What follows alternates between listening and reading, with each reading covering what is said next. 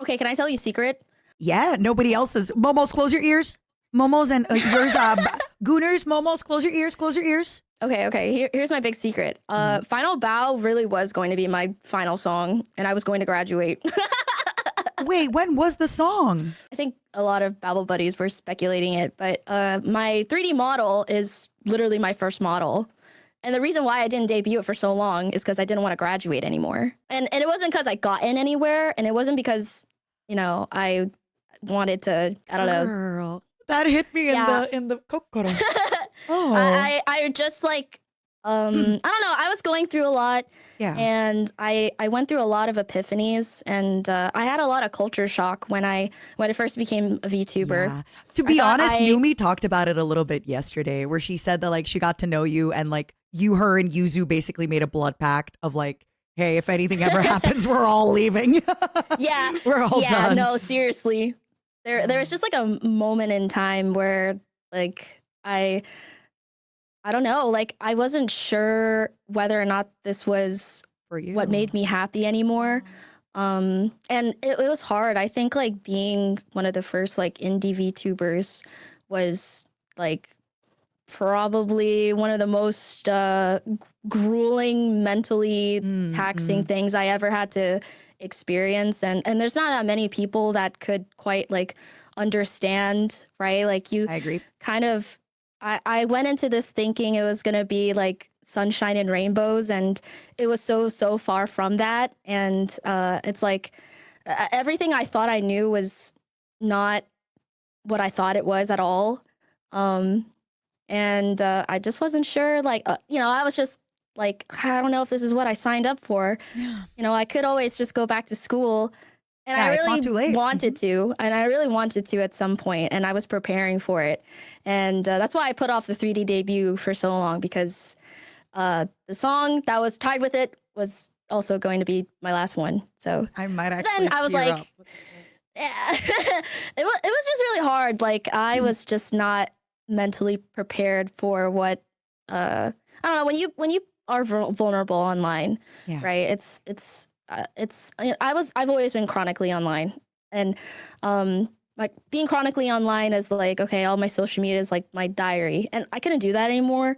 And for the people that I like confided into, they would turn out to not be people I thought I could confide into. Yeah. And it was just like such a sad continuous cycle of the same things over and over again, like everything turning out not to be like the way I wanted it to be.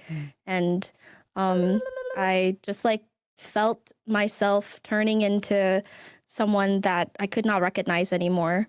And during this time, like I would go weeks without updating my community. Sometimes I went like a month without telling anyone what I was up to or why I wasn't streaming. It was because I was miserable, and I thought everyone hated me, and I thought that I would be like just better off like not existing online or anywhere.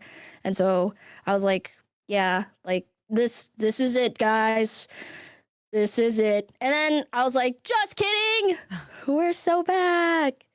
Yay, happy ending. I finally made friends, lifelong friends, and it's like things that happen to you, people you meet, sometimes it's like the perfect time is when you least expect it, and that's just sort of what happened. First of all, thank you for not leaving. I think I'm speaking for all the bow buddies as well, the bubble buddies, the bow buddies. I'm sorry for the but how did you get over that feeling? Like when you were feeling like nobody cared about you online and you were in the space and this like you said, was it the friends that got you out of it? Just that, like having that support system? I had to like really hard restart everything.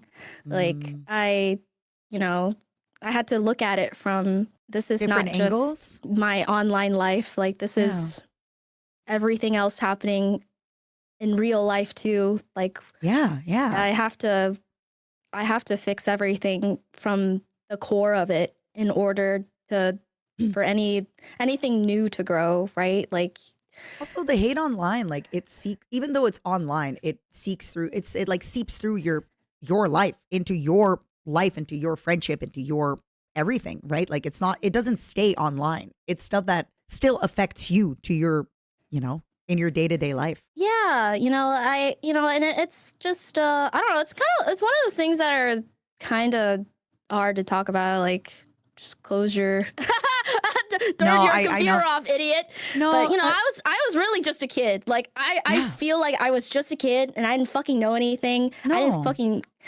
who no one told me it was going to be like this, and then it was like that, and I was like, actually, like, who do I confide in without it blowing back up in my face? And the people that I thought I could confide into turned out to be bad people, and I thought that it was going to be like that forever. And then it wasn't. And then it wasn't. I finally got over the worst of it and started fixing things up from the core, from the origin, which is I need to change my sleeping habits, my work-life balance habits. I need to stop being chronically online. I need to try and have some semblance of a life outside of being at my computer all day. I dropped everything and moved, started over. I really, really hard restarted my life. And that is the only reason I am still here, is I had an epiphany, sort of like a vision of what the rest of my life was going to look like. And it was so bleak and it was so miserable that I just was scared straight. I get that. And I just hope for anybody listening, if you are where Bao is, you can get out of it. You can it's going to be work. It's not going to happen instantly. It's not going to happen easily either, right? You had to put in a lot of work. You had to, you had to probably cut some people out. You, like you said, you moved. You had to, it's hard to start going to bed at a reasonable time every time and check in with yourself and go to therapy, but you did it and you're still doing it. Yeah, it's so hard. When people say it's a canon event, it's a canon event.